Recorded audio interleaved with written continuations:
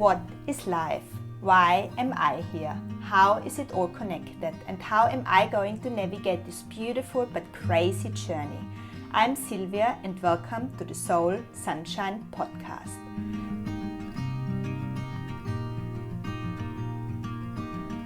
Today I'm talking to Sofia Silchenko.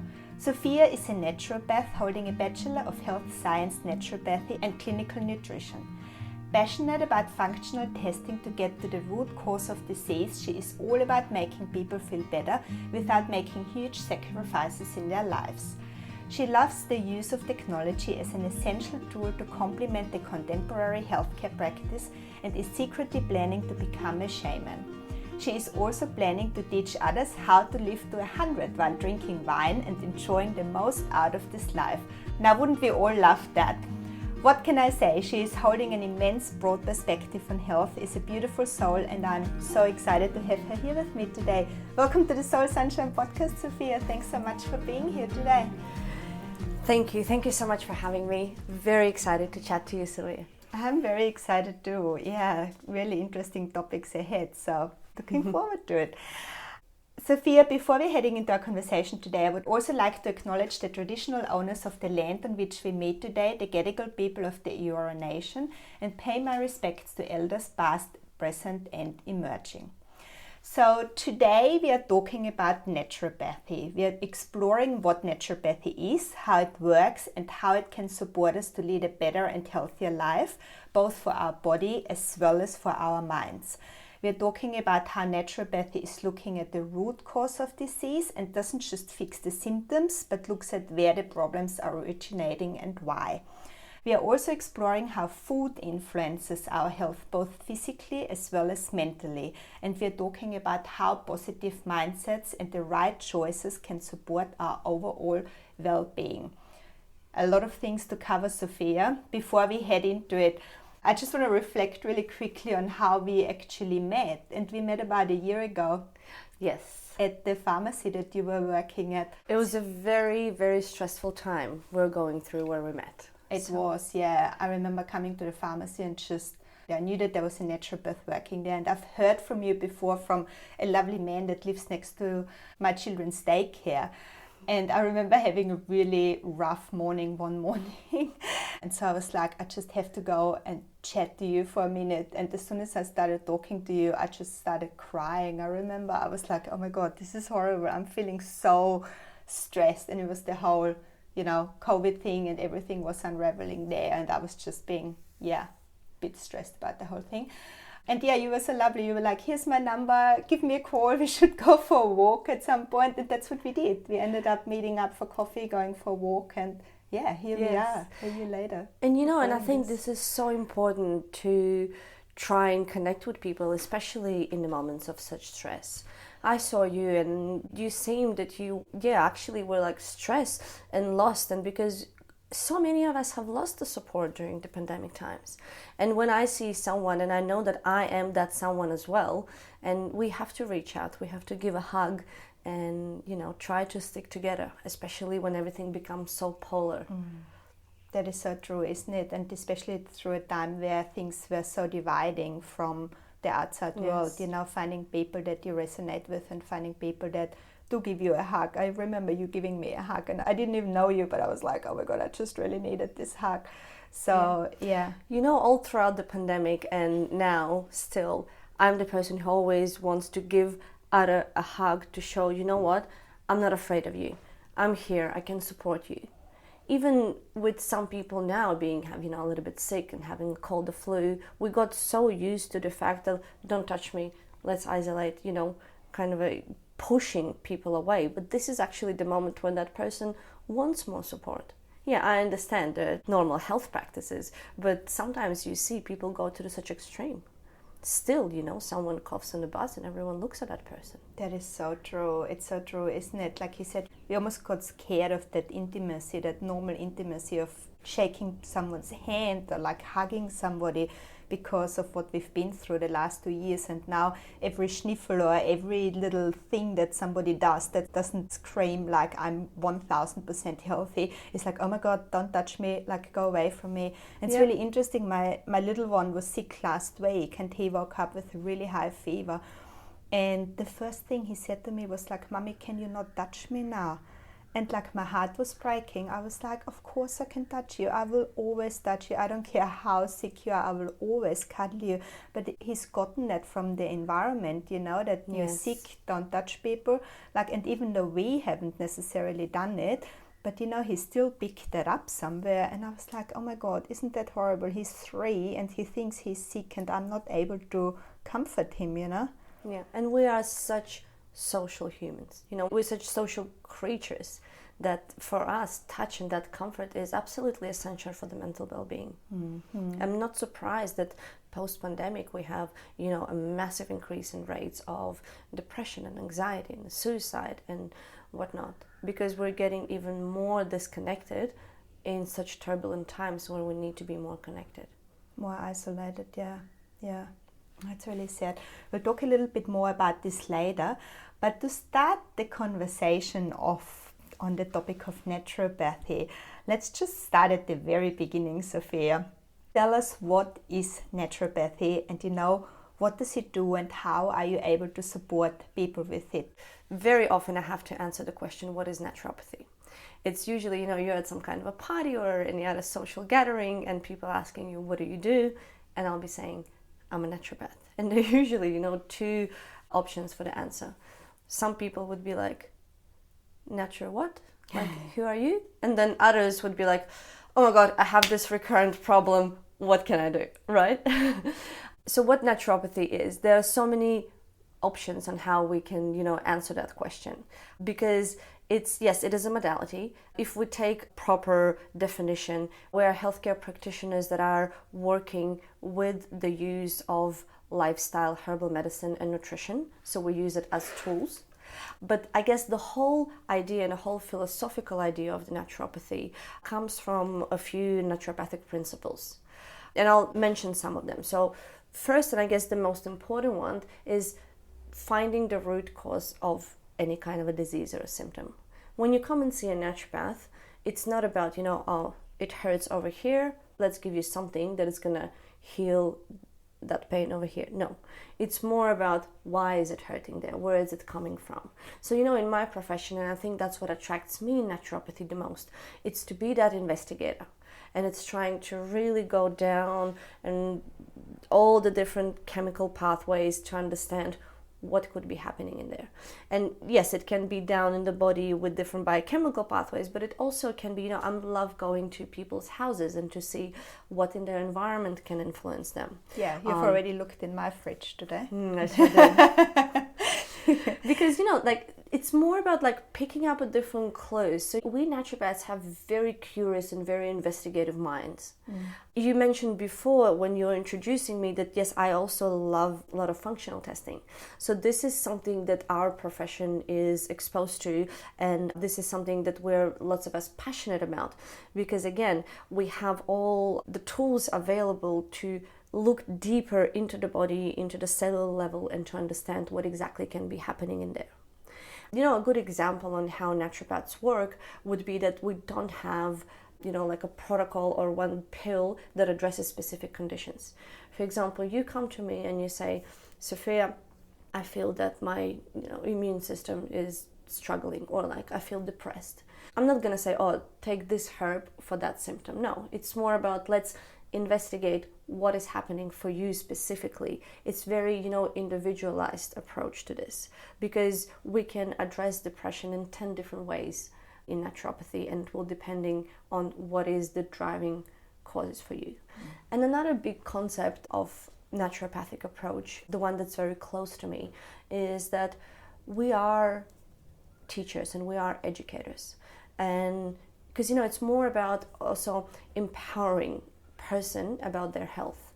Unfortunately, in the medical system that we have, there's very little empowerment and very little understanding on how exactly the body is working, why a person may have this condition, and how they can address it themselves. So what I'm trying to do a lot, and sometimes my consultations are just like that.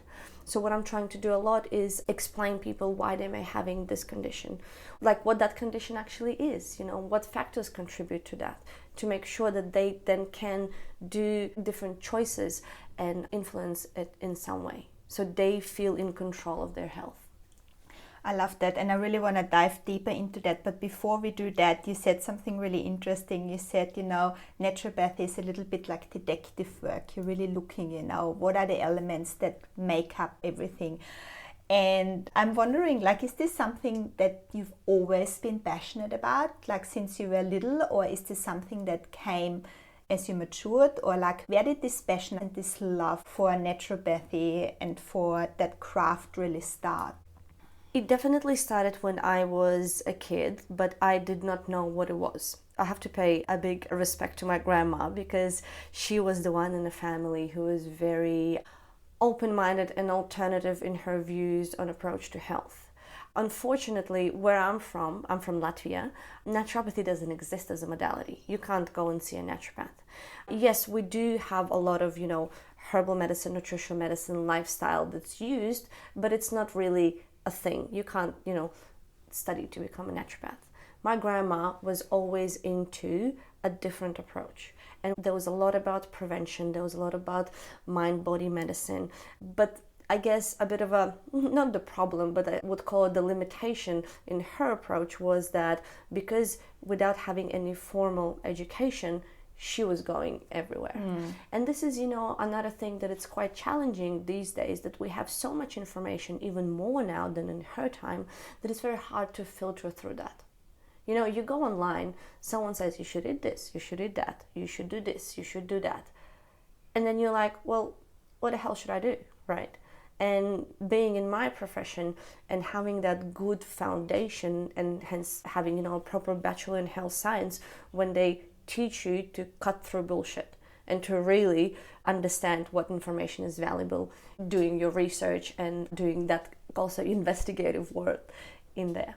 So yeah, it started from her just always talking about it. So it was like a background topic my whole childhood, on choices that we make and the general approach to health, I guess, as well. That you can prevent some things and that there's no such thing as terminate something, that there's always way to work around that.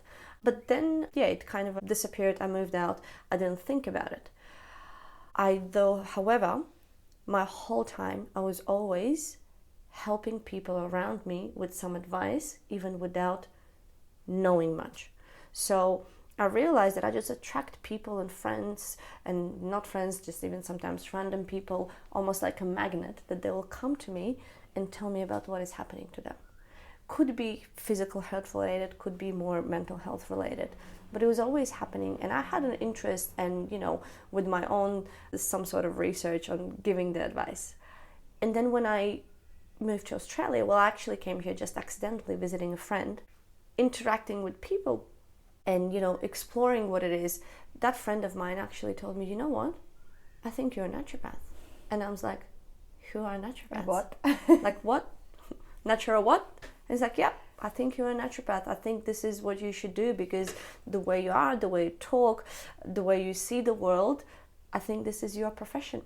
And I went and looked up the course without actually seeing a naturopath and knowing what they fully are. I thought, yep, these are all the topics I'm interested in. Sign me in. Signed up, started university, and had my first naturopathic consultation only 6 months after I was already studying. Wow, what a journey. So what did you think when you had that first consultation? Were you like, yeah, I'm definitely doing the right thing here? Oh, 100%. And even, when I just started studying, because our degree starts with, anatomy, physiology, biochemistry, deep nutrition understanding. So for the first 2-3 years, I'm not naturopathic at all. It's all about, sciences and getting your base knowledge. And I loved it. And I loved it from the very beginning.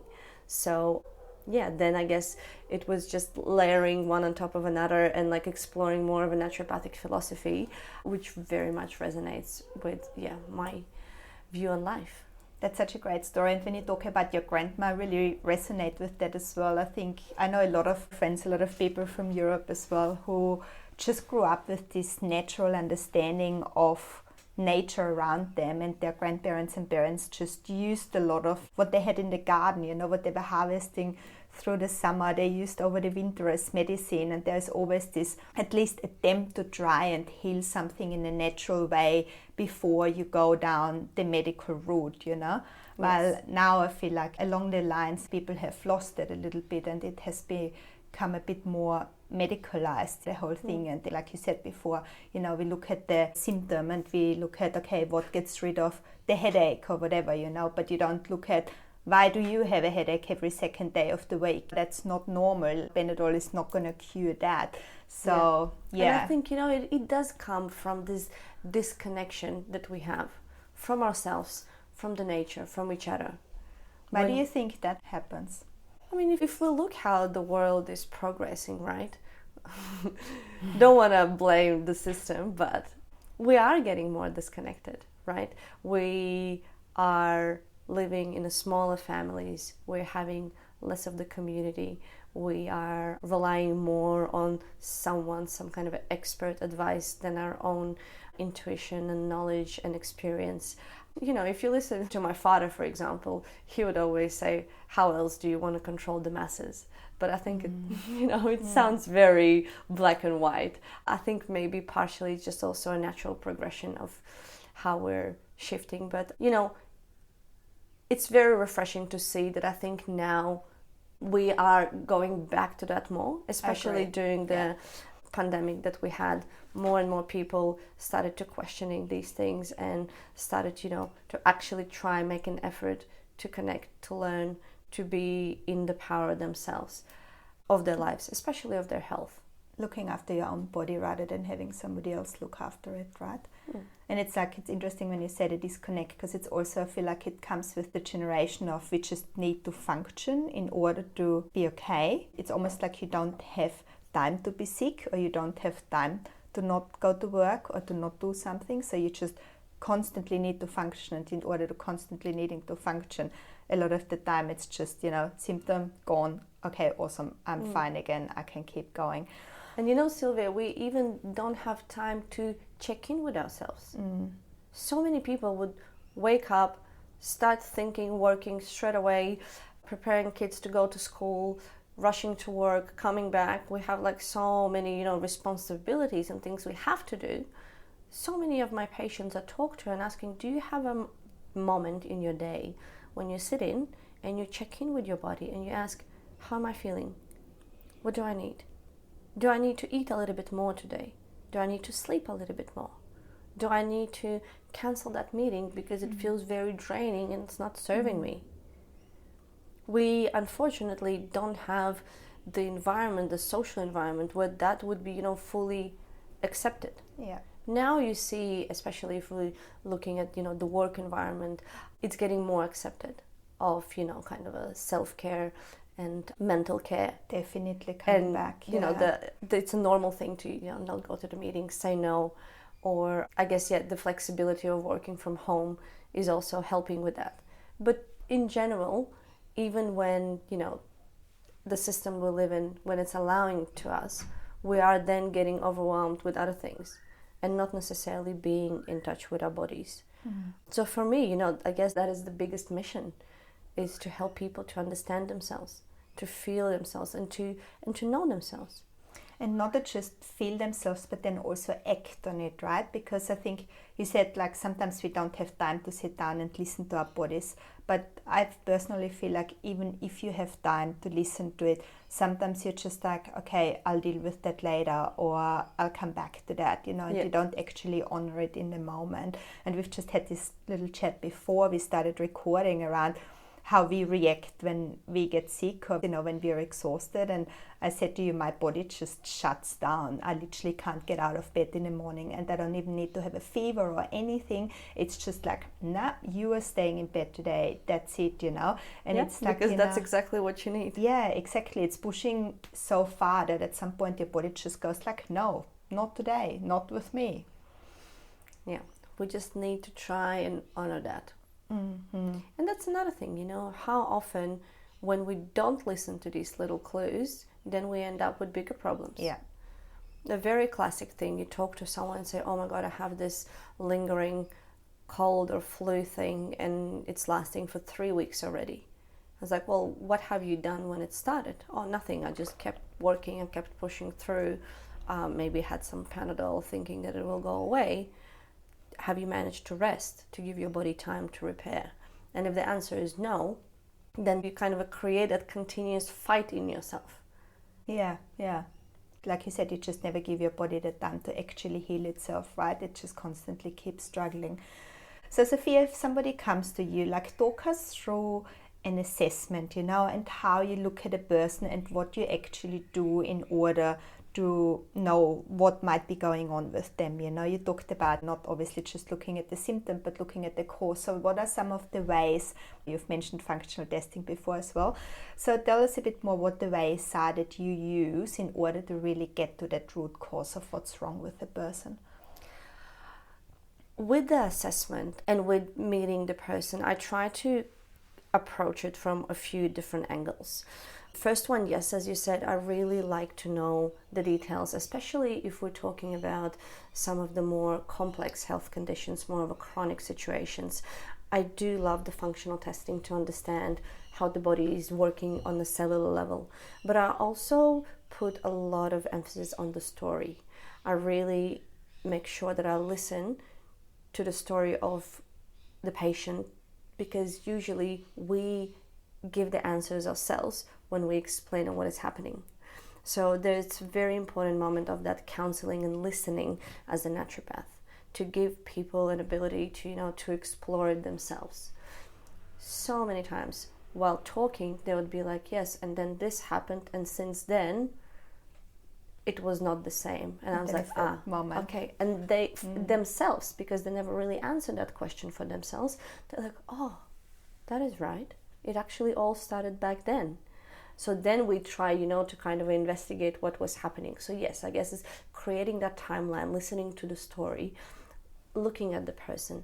And then, you know, as naturopaths, we develop an eye for many different things, even on how the person looks. That's why even though I do a lot of online consulting, I really like to see person in flesh because, you know, you can see how the body is feeling. You can pick up on many little different signs. I guess, you know, being that Sherlock Holmes and like detective investigator. And I'm also nervous sitting opposite of you now, because you're like looking at me from top to toe going like, I can see what's going on with you, and I'm like, what's going on with me? Yeah. And then another point of information that I really love to have, as we also mentioned before, is environment.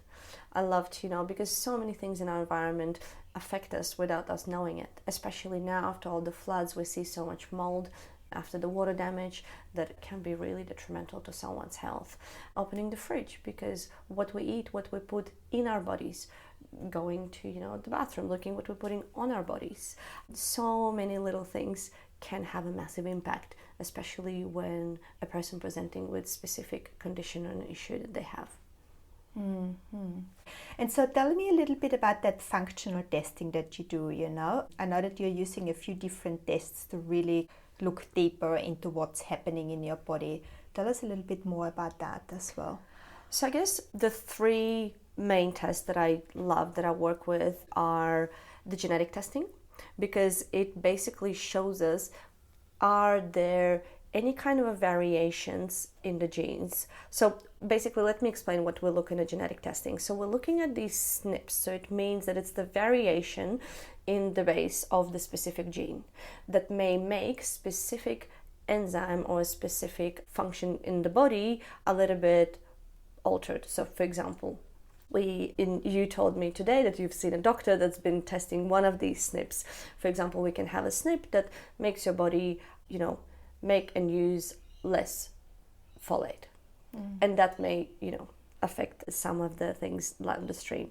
We as naturopaths, we like to look at the variety of genes to see how that may play with you, which basically will show what things you may be predisposed to and what areas in your body needs to be nurtured. So this is the one. So it's piece again of a looking puzzle. at that holistic picture of not just, one or two chains, but looking at everything together and how that affects each other as well if there's a snip on one of them, right? Yes. Second test that I love, and this is my latest passion, it's the organic acid testing. The one that I'm using, it's called OMX, so it's organic acid metabolomics. And that test literally shows you the whole body's biochemical processes and how they exactly happen in you. So for example, we know that there's detoxification pathways, there's the energy producing pathways by your mitochondria, there is methylation, we have our different neurotransmitters. So that test literally gives you a snapshot of what exactly is happening in your body at this correct moment.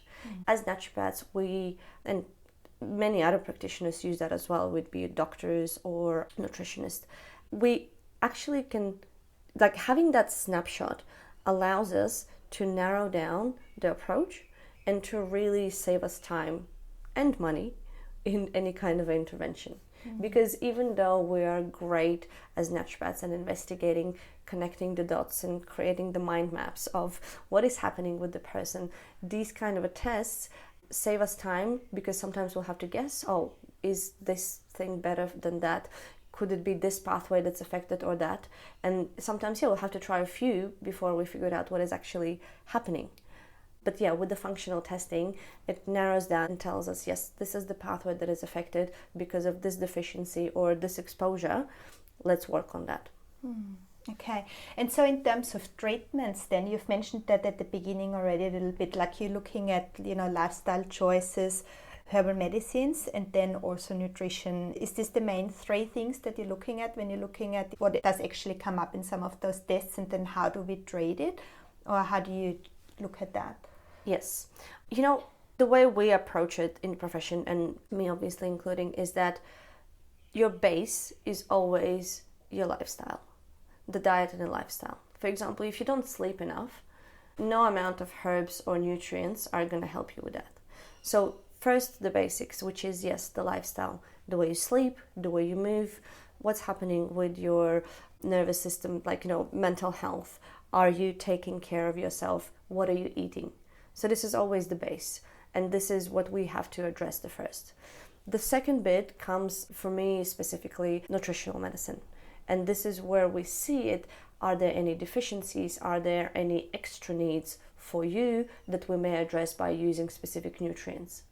And then at the top of that, we have herbal medicine. And herbal medicine is something that we can use as an extra tool to help a person either through any specific chronic condition or a challenging time in their life, or help to support any kind of a chronic condition that they may have presented with. So I explained it with this hierarchy, but in practice it can be quite different. Sometimes a person can't really make a change to their lifestyle without a help of any of the other modalities. Sometimes a person is going through a very challenging time in their life and they need some herbal support to sleep, to then work on that. So yes, I guess it's the always combination of three. It's all interconnected, right? It's almost more of a circle than a hierarchy. Like one influences the other, and it's all connected and interconnected. And when one thing is off, the other thing's probably not working properly either. Because sleep is a really good example, right? Because if we don't sleep, and I've just had that last week because I've had both kids sick at home, and I literally didn't sleep for a week, and I was just so off. Like I just felt jet lagged the whole week, and I wasn't functioning, and I was not feeling great. And then because I'm not feeling great, I don't function in anything else in my life either. You're kind of just surviving through the day, hoping that you're going to get a better night of sleep.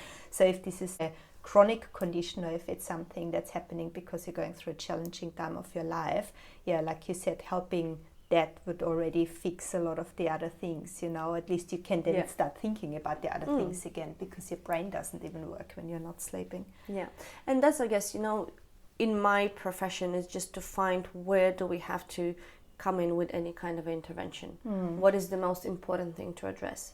Because yes, ideally we want to go to the root cause and just address this one thing, and then everything is going to get better, you know. In an and ideal quite world. often it happens like that, but often it's also about finding what do we need to prioritize. And this is also where I'm always workshopping with the person on, you know, what are the priorities for you at the moment? You know, what would you like to focus on? This is what I suggest, but it's always the conversation. It's always, you know, involving the person in their treatment as well. Like, what do you think you could do? And yeah, in my consultations, there's lots of questioning because people would know themselves. They're like, yes, you know, I really feel that I want to get on top of my sleep because I have a feeling that that's what's, you know, creating the rest of the imbalance in my life. And then we work on that. Yeah, it's like, what's the most urgent thing that you would like to get back, right, as a first step, and then you can keep working towards the total picture of health, I guess. Yeah. And another thing, you know, what I wanted to say, what you also mentioned at the beginning, and this is where, as naturopaths, we practice differently. I think this is more of my, you know, personal approach, is I really don't like limiting people of things and going hardcore. It's like, okay, you came to see a naturopath, you're not going to eat gluten, you're not going to eat sugar, you're not going to do this, you're not going to do that. Every morning you have to do these 5 things, and every night you're going to do these 5 things, and then the person leaves and they're so overwhelmed, they want to cry, and they feel lost, and then like they don't do anything and you never see them again. Yeah. To me, you know, we really have to think on how it fits into your life. Very personalized. I'm trying to make very subtle recommendations, subtle adjustments to personal lifestyle. You know, if someone comes into you and they have 2 kids, you can't tell them spend 2 hours in the morning on your self-care routine. Yeah. They just don't have that It's not time, right? realistic, It's how we can slightly adjust the things that you're already doing with the minimal stress and impact for you. The same goes to limitations, you know, and things like to avoid. It's not in my practice to be like, oh, just avoid all these products and then you'll be fine. Yeah, like, because, you know, some practitioners do that. And then those people will come to me and it's like, oh yeah, I went to see this practitioner, no matter which modality they're in, and they just put me off all these foods and I'm not doing this, not doing that. Yeah, I feel good, but miserable. Yeah. Because that's also not really addressing the thing, you know. Yeah. Another philosophy that I have in understanding that our bodies should be able to handle everything. You know, variety of the foods, especially if we're looking at the balanced amounts, right? Not like overdoing anything specific. The chemicals, the stress, the few nights of the poor sleep, because it's all about, you know, also building up that resilience. Because when you are resilient and when you're strong, no matter what comes at you, you're able to handle it. And this is where I'm trying also to help people to get to. So they can have their glass of wine. So they can have a late night or a night with the sick kid when they don't sleep. So they can have a variety of different foods without really having any consequences. And it's all about strengthening the body, which is another naturopathic concept. The bit of philosophy that we have, it's all about, you know, putting the body into that state where it can heal itself and it can deal with any kind of environmental or internal stressors that happen. Yeah, so really preparing your body so that it's able to handle everything. I really like that. And you said something really interesting there as well. You said, you know, not feeling guilty about doing something. And I think there is a lot of guilt with people, especially people that want to live healthy, sometimes have. You know, it's like, oh, I had this and oh, I had that and I'm so healthy and now I ate this burger, or now I had like a glass of wine, or now I did this, or now I did that, whatever it might be. And I want to go into that a little bit later on, because there's this whole question around mindset around that as well, which I want to discuss a little bit more with you, because, you know, what happens to you when you feel guilty, what does that actually do? But before we go there, talking through the modalities and the, you know, assessments that you do and the treatments that you offer, in terms of people that come to you, like, what do you see the most of? You know, do you see people with physical issues? Do you see people with mental health problems, or just generally struggling with well-being? What are some of the most prevalent issues that you see coming into your practice? The naturopathic concept is the holistic medicine, right? Which always talks about the fact that we're not really separating the physical from the mental from the spiritual. So no matter what the person comes in with, we always try to cover all the aspects of that. Because if your body is in a good physical shape, let's say, and there are no really big issues, but you're really struggling with the mental health, stress, overwhelm, some kind of a trauma or different beliefs that you have that may be affecting that, we physically may feel sick. And then the same comes to the, well, we call it spiritual, but it's more about, social, connected, and you can get spiritual in any sense that you understand, but we do need some kind of, it's our purpose. Because if we don't have that, that may affect so many other things in the body. Because we always want to try and capture whatever's happening with the person in that holistic manner. To say who do I attract more and what do I see more, I think it's just by the nature of what I'm doing and my love to investigate. And as we mentioned with the functional testing, I tend to attract a lot of complex chronic conditions. However, I'm not limiting myself in there. I really like the idea of also, being a village naturopath where everyone comes to you, everyone who's around, friends over friends, just for, a quick assessment and a guidance into where they may investigate further or work further to feel healthier. I do work a lot with many other practitioners as well. So, this is also what we do as naturopaths. It's so often people don't have a person who would help them to hold all their health information together. It's very scattered. Yeah, we technically have our GPs that you go and your GP knows that you are seeing a naturopath, that you're seeing a cardiologist, that you're seeing an acupuncturist, and someone else, right? But that's not happening. And quite often people will come to me and I was like, okay, which medications are you taking? And they're taking this prescribed by that, and they're taking another 2 prescribed by someone else. And then I see that those medications interact. Why? Because those 2 practitioners don't talk to each other. And again, there's no empowerment in the person to have control of what is happening with their health. That's why naturopathy, another concept, is that it's a patient-centered medicine. We bring it back to the person and we really make sure that we, assess and know everything about them. And then, again, there's that education on being empowered to be in control of your own health. I love that. And so it's almost like you are that person that people come to, and then you're looking at the whole picture of their health, and then you could tell them, look, for this issue you might want to see an acupuncturist, or for this issue you might want to go and see a chiro, but you know what's going on in their body based on your testing and based on the really deep understanding that you have of that person and its body. And quite often, yes, I work with the general practitioners and with some of the specialists as well, when I would be sending them, look, this is going outside of scope of my practice. I suggest you go and see a general practitioner and they will be able to refer you further on. So, this is another thing. For some reason, we're still often as naturopaths labeled as alternative medicine. We're not alternative, we're complementary, right? It's not that you go and either see a GP or see a naturopath. No, you go to see GP and you go to see a naturopath, because we work together just on different areas and different aspects of your body and your life. And when we do work together, that's when we get the results. Because at the end of the day, it's all about, helping that person to feel better.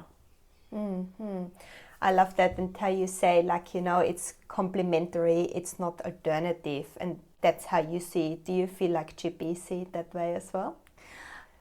I think it's changing. I do feel it's changing. I have a few doctors that I work with that are absolutely phenomenal. Open-minded, excited, willing to help, willing to listen, willing to learn from me on the aspects that they may not have enough knowledge in. And, that makes me so happy. Yeah, that's I know amazing. that it's probably not as common as we want it to be, but when you look at the younger generation of doctors these days, I see it coming up more and more. because, you know, especially when they remember why are we all in this profession. Exactly. Right? That's what I just wanted to say, because at the end of the day, the big mission is to keep people healthy, right? And to provide the best care for people. So why not work together to make that even better, you know, collaborate on it and be like, okay, how can we make that person feel like $1 million again, you know? Like, it doesn't have to be one or the other. It can be a mixed effort on that. Yeah, and I think I'm very fortunate of being able to find these colleagues of mine to provide the best care for the patients together. Oh, I'm really glad to hear that you've got a few GPs as well that you work with, and that, you know, there's more and more coming, because I think the world desperately needs it, and people need it, and a bit more open-mindedness to both, you know. Personally, I'm always looking at, you know, natural ways to heal my body and work through whatever I need to work to, but I think there's always a place and time for both, you know, and it's great that we have access to both. So having that combination and, you know, offering that to people and being like, okay, how can we support you here? And then if that doesn't work anymore, if that's not enough, what else do we need to do on the other side? I think that is such a beautiful concept, and if that could get embraced more, that would just change the medical system, wouldn't it? Because at the moment, I feel like a lot of the time the medical system is very much, it's not prevention, it's reaction. Yes. You know? And, you know, in the ideal world, and I am pretty sure there are already some clinics like that in Australia, it's a person comes in and then they see a doctor, a GP, a naturopath, an osteopath, and a psychologist, and then those four sit down together and workshop the case. I love that. Right? This is the best thing I've heard all week. I love that. Yeah, because it's like, you know, it happens in every other profession that we come together and collaborate to make something really great, you know, no matter what it is. So why not in health? Why is health such a segregated system where everybody just works behind closed doors, you know? Exactly. That is awesome. Are you working on that? Are you working to making that a reality for everyone in Australia? Oh, I would love to. But yes, you know, that's definitely one of the big ideas that I have. Yeah. Oh, I can't wait to watch that space. So I'm excited. So, Sofia, let's go back to what we just talked about before in terms of, you know, mindset and not feeling guilty about something that you do. And I know that you've got some strong opinions around that as well when it comes to nutrition. And I just tell a little bit of a story just to set that up. But a few weeks ago, I think you posted something on Instagram around what not to eat and what not to drink. And oat milk was on there. And I was looking at that and I was like, don't tell me that oat milk is not good for me. I've been like smashing oat milk like there's no tomorrow in everything that I'm having. And thinking, though, and that's the important thing, I think, thinking that that was the healthier option. That's why I did it. That's why I drank it. I gave it to my kids. I drank it myself in the morning, cereal, you know, in my smoothies, wherever. And then you're posting that. And I'm just like, obviously, me knowing that you know a lot about this, I'm not just going like, oh, that's stupid. But I messaged you and I was like, why not oat milk? What's happening? Like, my whole world was breaking down. And you were like, well, there's vegetable oil in it, and vegetable oil is really inflammatory for your system, which made me really sit down and think about this, thinking like, I am personally somebody who's always trying to make a healthy choice when I can. And I'm not saying that I don't go out and sometimes eat something that's potentially not healthy. That's, you know, totally what I do as well. But generally speaking, I try to make the healthy choice. And reading that made me think, where else am I eating things that are actually really, really bad for my body and not good for my body? And I'm not even aware of that, you know? Yes. Thinking that I'm making the right choices for myself as well as for my children, you know? Where am I feeding them crap and I don't even know that that's really not good for them? Yes, I very much feel you on that, because unfortunately the world we live in, it's making us confused, especially on the messages about, you know, what is healthy and what is not. There's this whole idea, you know, like about like labeling the foods. Let's start from there. Like, the burger is bad, oat milk is good, you know, pizza and wine are bad, and then delicious. green juice and then green juice is good. I really try to break all these concepts and all this food labeling, because it's not about what that food is, it's about what is it made from, what are the ingredients coming from, what's the actual, we have the concept of like vitality, because in my philosophy all processed foods are not good for you, right? Especially heavily processed, as you said, idea with the oat milk. Nothing wrong with oats. If you make your own oat milk, please, it's going to be great, right? But if you look at the ingredients to make an oat milk, a good substitute for like a normal milk, we're adding canola oil, emulsifiers, stabilizers, and it ends up being, a crap processed food that it's not going to benefit anyone, especially when we are drinking it every day and putting it everywhere. So, but what is happening? Yes, the marketing and the other health messages that you get around you are very misleading. So to me, the best approach to understand, what is good for you or not, is to really go to the basics and to try to have foods in the most wholesome form it can be, right? Like I love talking about the fact that, oysters and livers are superfoods, because they are. They have, all the vitamins, minerals you need with good amount of protein and non-processed at all. Well, when we look at, something packaged as a health food, and then you start to look into the ingredients and go to the bottom of things, and you're like, well, it's terrible. There's nothing about health in that product. I always also have the approach on how to shop, for example, for food. You go to the supermarket, you kind of usually, especially here in Australia, right? We enter the supermarket, you have all your vegetables and fruit on one side, and then you go to the back where you have your meats and like egg section, and then you go to the other side where you buy your toilet paper, and then you exit to the register. You just don't go in the middle aisles, because that's where all the crap is sitting. The stuff that you don't need. Yeah, I like that. So just do like a big U in there, but don't go just do the circle, and not zigzagging throughout stuff. And again, you see the food labeling also falls into there.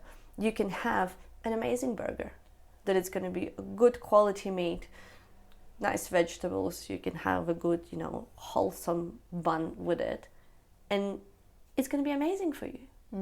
Or you can buy a grain juice somewhere that it's actually going to have lots of fruit in it, that's going to spike your blood glucose levels, that's going to set you off, that may even have some added stuff in there. For example, if you buy a bottled green juice, sometimes you have to look at the ingredients. Sometimes it can be like 90% pear juice and 2% kale. Well, yes, nothing wrong with pear, but we have to remember that if we have a pear juice, it is actually full of sugar. Yeah. And the amount of sugar there will be the same as in Coca-Cola can. Wow, that's crazy, yeah. So it's, again, comes back into knowing your food and like paying attention to what we're putting in our bodies, and not just listening to someone that says it might be healthy or not. It's having that, critical thinking. And sometimes the intuition as well, like what feels good. That's another thing that I ask people to pay attention to. How do you feel after you have this food? Yeah. So, for example, you and me caught up a few weeks back, and we had a coffee in the morning in a beautiful Swedish bakery, right? They had a pastry for breakfast, which I usually would not advise to, right? To have a sweet thing first thing in the morning. But you asked me how I felt after that. I felt amazing. Right? Again, because even though it was a pastry that had like flour and sugar, and as I said, I would not suggest to have this first thing in the morning because it sets off the blood glucose levels for the rest of the day. But when you look at that place and those beautiful Swedish women who made that pastry, and it feels like a nice homemade pastry, you feel good after that because there's no canola oil in there. Why not? Yeah. I have a friend who came to me recently, and she's like, "Oh, Sofia, I eat pasta all the time and pizza all the time. Is it really bad?" I was like, "How do you feel after you eat it?" She's like, "Amazing." Amazing. I feel the best. I feel like my body just needs it. I was like, then eat it. Yeah. Eat it and continue doing that. But on the other hand, sometimes people would say like, oh, I keep eating this specific food. And I'm like, how do you feel after that? Like, terrible. I feel tired.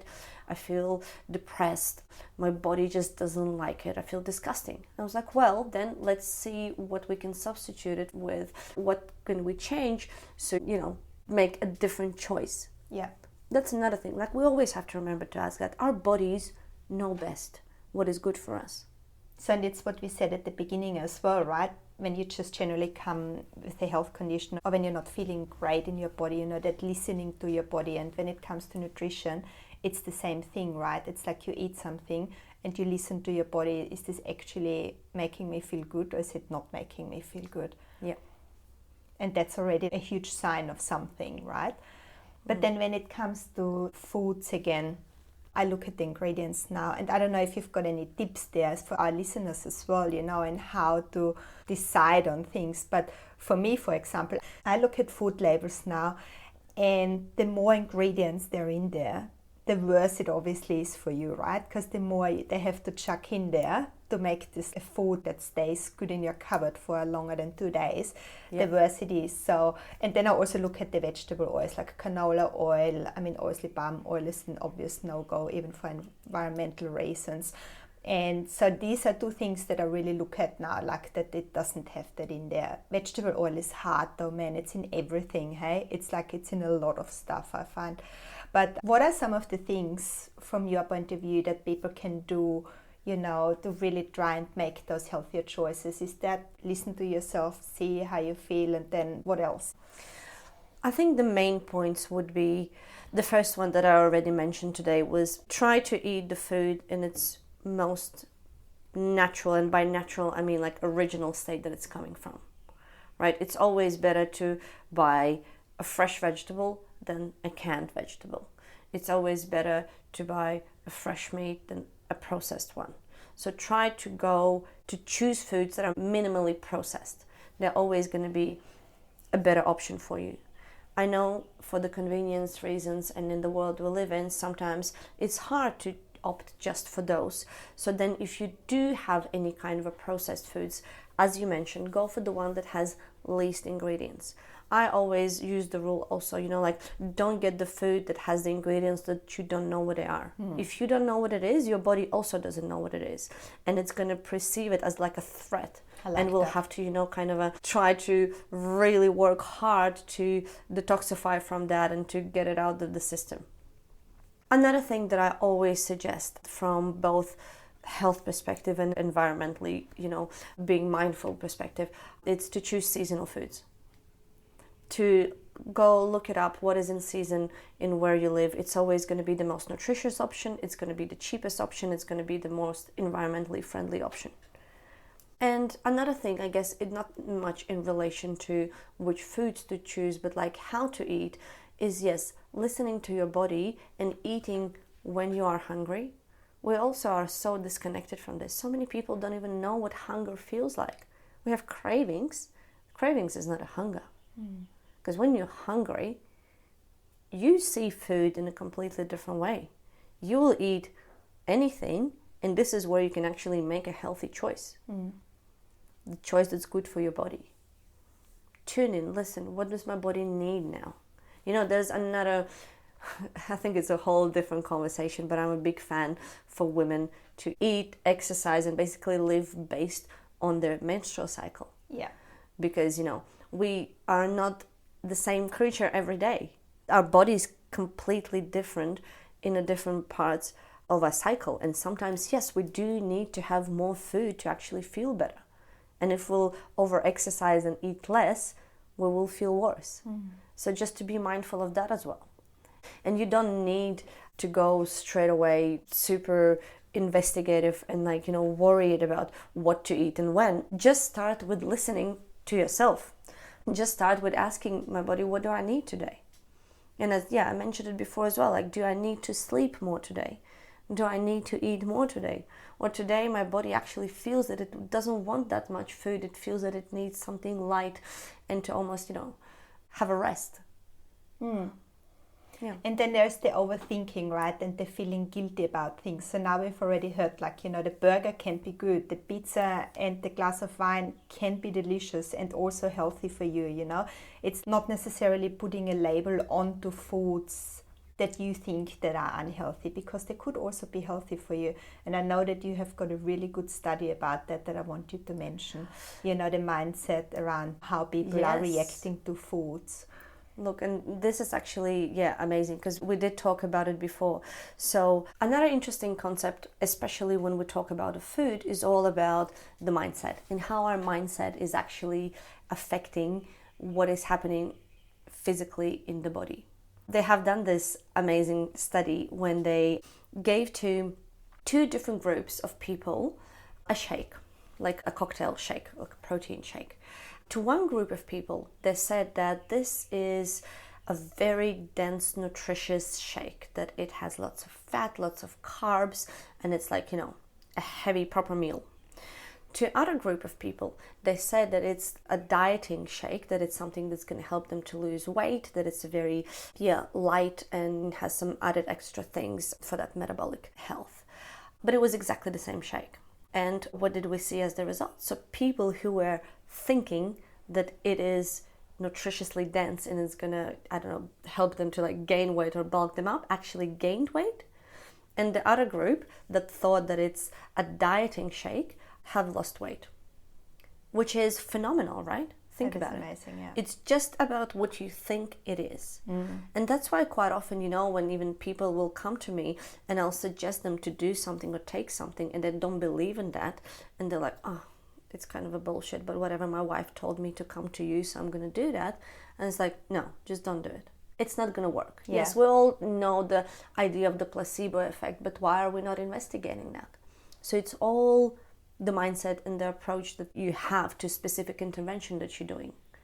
If you believe that it's good for you, it will be good for you. And same comes back, to the food labeling. If you go out and you eat a burger and you think that you feel guilty, you think that it's going to make you sick, that it's going to make you fat, most likely it will. Or if you are like me and you go out and you have a pizza and you have a wine and you think, oh my God, it is going to make me healthy and beautiful and happy. And, guess what? It does. Yeah. It does. It is doing it. And sometimes, like, people around me, I think maybe even think that I'm, losing it and a bit out there. But I love doing that. Like, I love... Yeah. And for me, it even comes somehow subconsciously my whole life. Before any of these studies, I was always doing that, I'm, like, drinking my wine and thinking, oh, my God, it's making me so good. I'm like getting younger with every sip. And okay, I picked wine as an example, but I do that with everything. I make myself a beautiful salmon and a salad, and I'm thinking, eating this, I'm gonna live forever. And like, that's how I present food to others that are like, around me on the table as well. I love that, and everyone's laughing at it, and it's like, yeah, we're not eating, we're just like treating ourselves all the time. But, it works. And now we have an evidence supporting that it works. And same, they've done interesting studies similarly with the stress. When they told people that the stressful situation is actually going to affect their performance, that they're going to perform worse because, it has negative impacts, they performed worse. But when they told to a group of people that being stressful situation actually, can make them more sharp, make more responsive, and actually perform better, they did perform better. I mean, mindset is such a huge topic, right? We could talk about that for hours by itself, but I love it in terms of food, because food is such a pleasurable thing as well. Everybody, we all love to eat. Like, I mean, honestly, if somebody says they don't love to eat, they're probably lying, because they think food's making them fat or something. I don't know, but we all love to eat, right? And so, like, putting that spin on it to go like, okay, no matter what I'm eating, I'm just gonna be like, this is good for me because I actually really feel like this and I really want to eat this, is such a game changer as well, isn't it? Because we can actually go out and enjoy it without feeling guilty and without feeling like it's going to do something to us. Of course, we're not going to go out and, eat McDonald's every day and be like, oh, this is going to make us amazing, because that obviously won't. But just eating a balanced diet and, like you said, following all the steps, listening to your body, doing all those things, and like trying to eat the right foods, and then it's okay what you eat, and what you want to put into your body. So I really love that. Thank you for sharing that with us. I love that there's evidence around that now. So to wrap it up, Sofia, and I think that's why we're coming back to where we started the conversation as well. Like, we've been living through some really challenging times, over the last couple of years. And there's a lot of fear around health, around personal health, about other people's health. So what would you say to people in terms of, health and well-being that they can do in order to really be on top of their game and not get into the trap of listening to that fear-mongering as well? Because at the end of the day, we are all responsible for our own health to a degree, right? And the healthier we can make sure that our body is, the more resilient it will also become to everything that's happening in the environment, to a degree, obviously, But what would be your message to people around that, how to look after their health and well-being? I very much like, Silvia, how you just answered the question with your question. Because you in your question you actually covered all the main ideas and the points that I have about that. Yes, it's about, really, I think at the end of the day it all comes down to listening to your body, making sure that you tune in with yourself, but then also understanding that your health is in your own hands, that you are empowered, that you are the one who makes decisions about what is happening with you. Yes, reach out to others for help and for advice, but make decisions yourself. Be involved in your health and well-being. Don't just give it to someone and say, you tell me what to do. You fix my problems. Be involved. Be empowered, because it's your body. No one knows your body better than you do. In terms of the fear and the things that we have around us, it's very easy to fall into that fear loop, especially even now. Like, I hope no one will be scared of oat milk after listening to this today, right? Because it's not about that. We just picked and dissected it as an example, but there's also nothing wrong with that, I mean, if the oat milk is the only thing that you have, it's fine. Don't think that there was Sofia who said it's bad and now something's going to happen to me. No, but also have that open mind, be investigative, be curious, question, look at different opinions. This is the practice that I'm doing every day to stay objective to some degree. It's very easy, especially now with the way information is sorted and presented to you, to go down one pathway and not even exploring the other one. Mm-hmm. I'm always trying to, read and listen to the opposing opinion to mine, because that's where basically we see the whole spectrum of things. Yeah. And that helps you to make your own conscious, informed decision. And I think if we just start with that and being on top of our own health, that will help us to be more resilient and survive in this world. I could not agree more with you, Sofia. Thank you so much for being here with me today. It was amazing. I loved chatting to you. I absolutely love it. Thank you, Silvia. It was a great chat.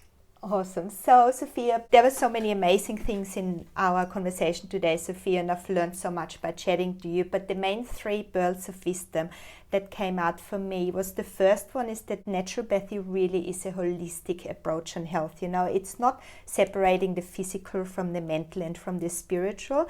It's looking at it all together, because if we think about it, if you're, for example, mentally not feeling very well, it can also make us physically sick. So it's really all connected, and the naturopath is really looking at the whole picture rather than just taking one of those elements out and looking at that. That's the first one. The second one was the mindset. I think that is such a huge aha moment, that there is even studies out there now that suggest that, we really decide ourselves if something's good for us or not. Like, it depends how you think about something, how you approach something. If you look at the burger and you go like, oh my God, this burger is going to make me fat and it's going to make me feel sick, you're probably going to end up feeling sick at the end of it. But if you look at this burger and you go like, oh my God, this is so delicious, I cannot wait to eat this, it's going to make me feel amazing, you'll feel amazing afterwards. And there are studies now, so I'll put the studies in the podcast notes as well, so you guys can check that out. And as the third one, sounds simple, but I think it's a really hard one this day and age, is just, listen to your body. No one knows your body as much as you do. Listen to what's good for it, what's not good for it, what feels right, what doesn't feel right, and really try and act on that, and honor your body, because your body is giving you all those signs and signals. So if you can listen to that, you're already doing a really good job. Was that sufficient? I hope that was amazing. Could not say it better. Oh, you can. You just did. If you want to get in touch with Sofia, she's on Instagram under @Sofia Silchenko. I'll put that in the podcast notes as well. So Sofia is seeing private clients as well. So if you're interested in the work that she does, and if what she's talked about today resonates and you feel like, oh, I've got something that I would really like to get sorted out, drop her a message. She's practicing out of her place in Rose Bay in Sydney. Yeah, send her a message, get in touch, and see where the journey takes you. Thank you. You're welcome. Thank you so much, everybody, for listening today. I really hope you got something out of this episode. There was so much wisdom and knowledge in there, and so many aha moments for me as well. Remember that you know your body better than anybody else. Remember, you only got this body to live in. So make the right choices, try look after yourself, listen to it, do the things that make you feel happy and healthy, inside and out. Please do share the podcast with your family, with your friends, or anyone you think might benefit from this information that we've talked about today. I really hope this episode brought some sunshine to your soul. I'm sending love and light your way, and until next time.